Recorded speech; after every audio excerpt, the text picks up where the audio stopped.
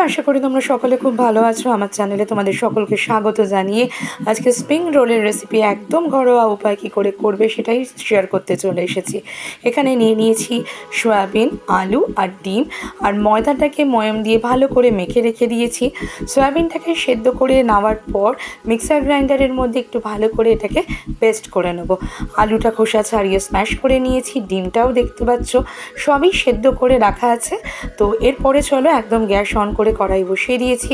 গ্যাসের মধ্যে দিয়ে দিয়েছি সাদা তেল, আর তার তেলটা একটু গরম হতেই এর মধ্যে দিয়ে দিয়েছি আমি একটু বাটা, যেটার মধ্যে আছে পেঁয়াজ, রসুন আর আদা। একটা মিডিয়াম সাইজের পেঁয়াজ, 2-3 কোয়া রসুন আর একটা হাফ ইঞ্চের মতন একটা আদা ভালো করে পেস্ট করে নিয়ে সেটা তেলের মধ্যে ভালো করে আমি কষিয়ে নেব।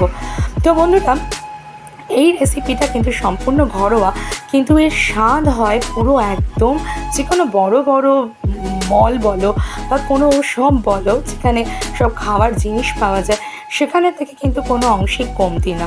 তো দেখতেই পাচ্ছ আমি অফ স্ক্রিনে আমি এই মশলাগুলোর মধ্যে হলুদ দিয়ে দিয়েছিলাম, তারপরে দিয়ে দিয়েছি কাঁচা লঙ্কা।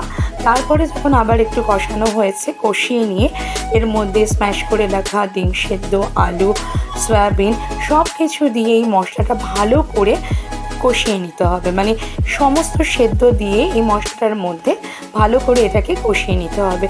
এইটা হলো মেন জিনিস এই স্প্রিং রোলের। এই পুরটা যদি যত বেশি তোমরা কষাবে, যত বেশি টেস্টফুল করবে, স্প্রিং রোল কিন্তু ততটাই সুস্বাদু হবে। তো বন্ধুরা, এই রেসিপিটা এখনও তোমরা শেষ অবধি দেখোনি, শেষ অবধি দেখলে অনুরোধ করব অবশ্যই বাড়িতে তোমরা ট্রাই করো। একদম দোকানের মতনই হয়, দেখতে যতটা সুন্দর খেতে তার থেকেও বেশি সুন্দর হয়। তো দেখতেই পাচ্ছ আমি এই সব উপকরণগুলো ভালো করে কড়াইয়ের মধ্যে মিশিয়ে নিচ্ছি। আমি কিন্তু এখনও অবধি নুন চিনি কিচ্ছু দিইনি। সেদ্ধ হওয়ার সময় অল্প একটু নুন দিয়ে ডিমটা আর আলুটা আমি সেদ্ধ করে নিয়েছিলাম। তো সেইটুখানিতে হবে না, এরপরে আবার নুন চিনি আমাকে স্বাদ মতন দিতেই হবে। আর অনুরোধ করব বন্ধুদের কাছে, প্লিজ ভিডিওটা স্ক্রিপ্ট না করে ফুল ওয়াচ করো। আর এই রেসিপিটা তোমরা বাড়িতে যে কোনো দিন সন্ধেবেলা বা সানডেগুলোতে বা কোনো গেস্ট আসলে তোমরা কিন্তু এই রেসিপিটা বা এই স্ন্যাক্সটা করে তাদের সামনে প্রেজেন্ট করতে পারো। অসাধারণ খেতে হয়। তো বললামই যে এই পুরটা তোমাদের সুস্বাদু করতে হবে, তার জন্য দিয়ে দিয়েছিলাম দেখো নুন চিনি। আর একটা মশলা দিলাম, আর সেটা হলো ম্যাগি মশলা। ম্যাগি মশলাটা একদমই স্ক্রিপ্ট করবে না, ম্যাগি মশলা দিয়ে আবার ভালো করে কষিয়ে নিতে হবে পুরটা। তো দেখো আমি ভালো করে কষিয়ে নিচ্ছি। আর ভিডিও চলাকালীন আমার সকল বন্ধুদের কাছে অনেক অনেক ধন্যবাদ, আমাকে এইভাবেই ভালোবাসা দিয়ে যাও। আর আমার চ্যানেলে আরও অনেক ভিডিও আছে যেগুলো একদম ঘরোয়া উপায়ে অনেক রেসিপি আছে, যেগুলো তোমরা দেখে নিতে পারো। নতুন বন্ধুদের কাছে একটা ছোট্ট অনুরোধ, প্লিজ তোমরা আমার চ্যানেলটাকে সাবস্ক্রাইব করে দিও, আমার পাশে থেকো, পাশে থাকা বেল নোটিফিকেশানটাকে অন করে রেখো, তাহলে আমার রোজের যে কোনো রেসিপি বা যে কোনো ব্লগ তোমাদের কাছে আগে চলে যাবে। তো পুরটা এই ফাঁকে কিন্তু একদম হয়ে গেছে, পুরটা ঠান্ডা করতে দিয়েছি।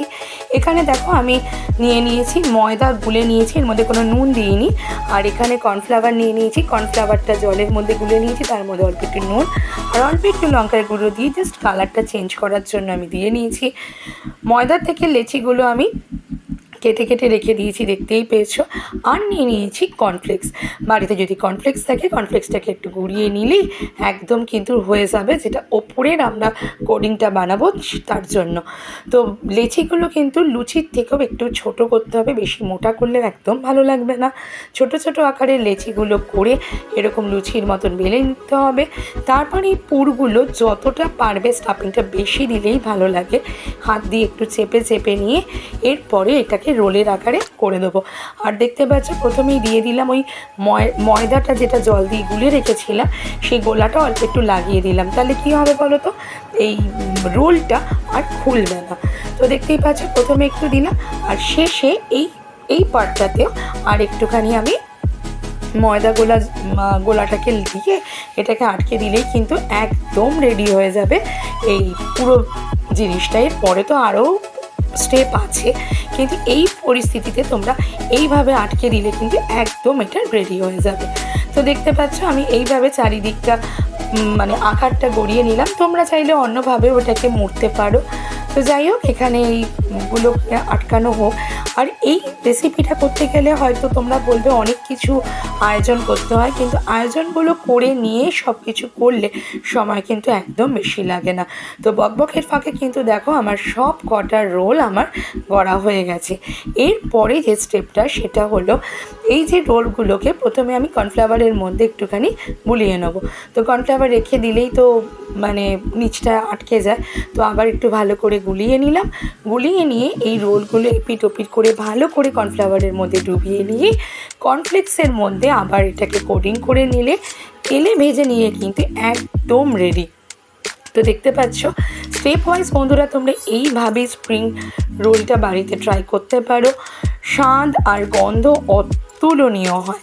আর হ্যাঁ, তোমরা ওই পুরটার মধ্যে সয়াবিন আলু ডিমের পুরটার মধ্যে লাস্টে নামানোর সময় তোমরা ধনেপাতা দিতে পারো। ধনেপাতা দিলে কিন্তু গন্ধটা খুব সুন্দর ওঠে। তো যদি না থাকে তো স্কিপ করে যাও। তো এইভাবে আমি একটা একটা করে প্রত্যেক কটা স্প্রিং রোল আমি এইভাবে গড়ে নিই। তারপর আমি কিন্তু তেলের মধ্যে ভেজে নিলেই একদম রেডি।